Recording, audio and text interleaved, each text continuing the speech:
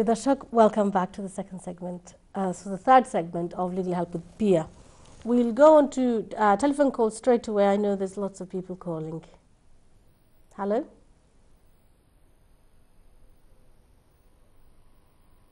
Hello, caller? Caller, কথা বলুন। আসসালামু আলাইকুম। আচ্ছা, বোধহয় হারিয়ে ফেলছি লাইনটা। ঠিক আছে, উইল গো অন টু আচ্ছা আরেকটা কল নিচ্ছি। হ্যালো, আসসালামু আলাইকুম। হ্যালো, আসসালামু আলাইকুম। ওয়ালাইকুম আসসালাম। হ্যালো, আসসালামু আলাইকুম। ওয়ালাইকুম আসসালাম, বলেন। আচ্ছা, আমি কি জি আমি কি লিগ্যাল হেল্পে কথা বলতেছি? জি, লিগ্যাল হেল্প উইথ পিয়া, বলুন। আচ্ছা, আমি জানতে চাচ্ছিলাম আসলে আমরা একটা অ্যাকাউন্টেন্সি ফার্ম, ওটা টায়ার টু লাইসেন্স জন্য অ্যাপ্লাই করব।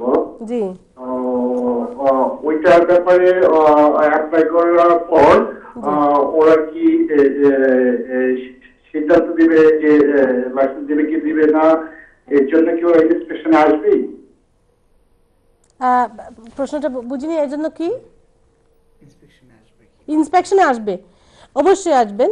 আপনার উত্তর দিচ্ছেন মিস্টার পোদ্দার। আপনার প্রশ্নটা জিজ্ঞাসা করা হয়েছে, আর কিছু জিজ্ঞাসা করবেন? জি, এবং ইন্সপেকশন আসলে ওরা সাধারণত কি ডকুমেন্টসগুলো চেক করে? ওকে, কি চেক করে? অবশ্যই। আচ্ছা, ঠিক আছে মিস্টার পোদ্দার।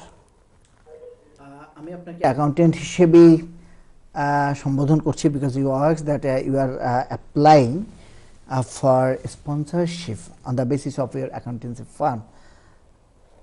অ্যাকাউন্টেন্ট সাহেব, আপনার নিজেও জানেন যে মেইন হলো আপনার যদি অনেক দিনের কোম্পানি হয় তাহলে লাস্ট 3 ইয়ার্সের অ্যাকাউন্টস দিতে হবে, বিজনেস স্টেটমেন্ট দিতে হবে, ভিটি রেজিস্ট্রেশন দিতে হবে। আপনি যে ডকুমেন্টগুলো দিয়ে, that is called COS, certificate of স্পন্সরশিপের জন্য আপনার অ্যাপ্লাই করতে হবে।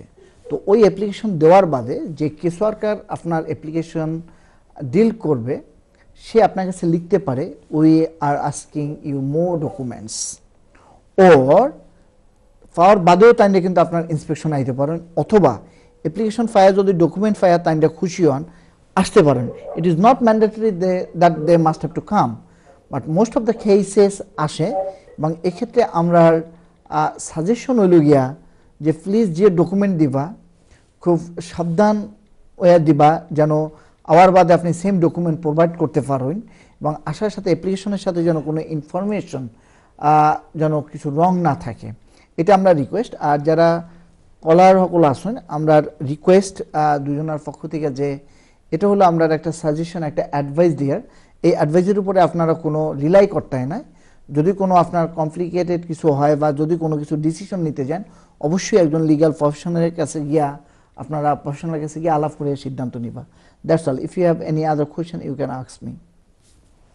ঠিক আছে প্রিয় দর্শক, thank you very much, very nicely done. The main thing is আপনার obviously you will have to have a human resources system, you will have to have compliance, ওইগুলি সবগুলি চেক করে আপনার জেনুইন বিজনেস, এটা কি একটা জেনুইন বিজনেস, আপনার VAT Returns ওইগুলি চেক করবে। আর ইন্সপেকশনে আসলে কি কি এক্সপেক্ট করতে পারেন, বিপ্লব পোদ্দার উনি খুব ভালো সুন্দর করে বুঝিয়ে দিয়েছেন আপনাকে। যাচ্ছি পরবর্তী কলার কাছে। হ্যালো, আচ্ছা, আমি ওই যে বলছিলাম ফ্লাড অফ ইমেলস, তো সাথে সাথে কিছু বলবেন, বলুন। No, please. You go on. Okay. The first email I'd like to go to is somebody who's one that touched me straight away.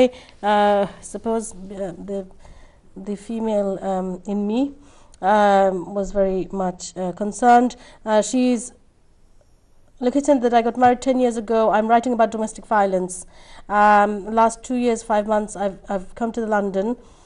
I was in Lisbon, Portugal. I mean, naam bolchi na apnar, kintu just with my husband, and I have no baby. Acha, ঠিক আছে, 3 years ago I wanted divorce from my husband. My husband promised me with my family that he would never do this thing again, but all over again it started. My husband all the time uses bad language, and I'm really fed up. Now the problem is that most of the time he tells me he'll kill me, previous time he told me I didn't believe it and I was not scared. Now I am really scared. Could you please let me know what to do? I am not feeling safe in my house.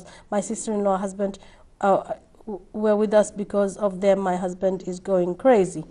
So যেটা I mean I can understand this is domestic violence. আপনি you know I don't know আপনি যতটুকু হচ্ছে ততটুকু লিখেছেন কিনা। Sometimes মেয়েদের সাথে ফিমেলদের সাথে অনেক কিছু হয় যেটা ওনারা বলতে লজ্জা করে, ওনারা বলেন না। সো বাট এই ইমেল পেয়ে আমি খুব কনসার্ন ফিল করেছি। অ্যান্ড দ্য ফার্স্ট অ্যাডভাইস আমার হলো, ফার্স্ট অ্যান্ড আটারমোস্ট, আপনি আনসেফ ফিল করলে আপনি 999 ডায়াল করবেন। আপনি ডোমেস্টিক ভায়োলেন্স যাদের টেন্ডেন্সি আছে ভায়োলেন্ট হওয়ার, এটা কিন্তু is very hard to control and it will happen again and again. আপনি যেহেতু বলেছেন that you are frightened for your life, this is very concerning. Of course, if you feel imminent danger, সাথে সাথে মনে করেন that something will happen, না আপনি 999 দয়া করে ফোন করবেন পুলিশে। কাছে গেলে police will deal with everything. আর তারপরে there's also a national domestic helpline, যেটা নাম্বার আমি দিতে চাচ্ছি আপনাদের। ডোমেস্টিক হেল্পলাইন নাম্বার হচ্ছে গিয়ে 0808 2000 247। আবার বলছি 0808 2000 247। এখানে ফিমেল কল সেন্টারে ফিমেলরা আছে এবং প্রিভিয়াসি আছে, আপনাদের ওইটা কেউ জানবে না ওই ফিমেল ছাড়া। তারপরে আপনাদের জন্য ট্রান্সলেশন ইন্টারপ্রিটেশনও অ্যাভেলেবল আছে। অবশ্য আপনারা যে কোনো আপনার যে কোনো আশেপাশে সলিসিটরের কাছে গিয়ে বুঝতে পারেন, ওনারাও আপনাকে আরও বেশি দিতে পারেন the things that you need to do. এখন আমি এই ইমেল থেকে আমি বুঝিনি whether it was simply about this or whether there was an immigration problem. I don't think there was an immigration problem because she's been to Lisbon and Portugal.